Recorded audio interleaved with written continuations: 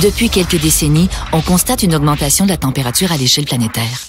Une augmentation de quelques degrés peut sembler agréable, mais le réchauffement climatique n'amène pas nécessairement le beau temps.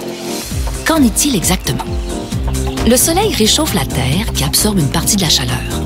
La Terre en retourne aussi dans l'atmosphère.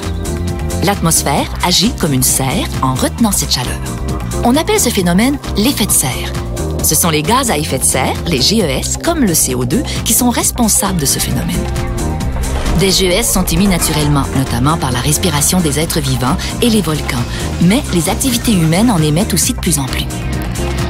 Avec l'augmentation des GES, la température grimpe constamment et le climat se dérègle, c'est ce qu'on appelle les changements climatiques.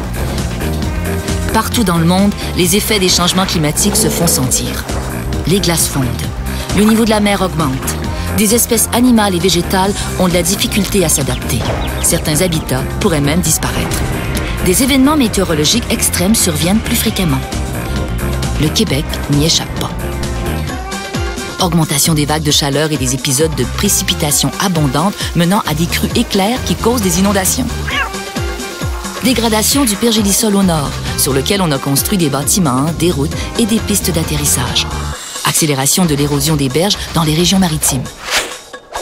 Les changements climatiques ont des coûts sur le plan de la santé publique, de l'environnement, des infrastructures et de l'économie. Le Québec l'a bien compris. Il s'est fixé une cible particulièrement ambitieuse, celle de réduire de 20% ses émissions de GES sous le niveau de 1990 d'ici 2020.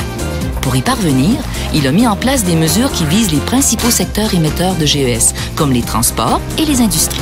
Mais comme les impacts des changements climatiques se font déjà sentir, le Québec prend aussi les moyens pour s'y adapter.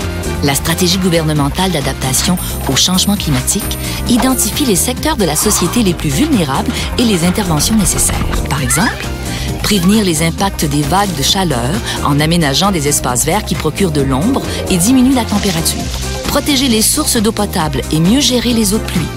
Mettre en place des systèmes de prévision et d'alerte en cas de sinistre. Protéger les réseaux de distribution et d'électricité ainsi que les infrastructures de transport comme les routes et les ponts. Les changements climatiques nous dictent d'agir rapidement, non seulement en améliorant notre bilan de GES, mais également en favorisant l'adaptation de la société québécoise.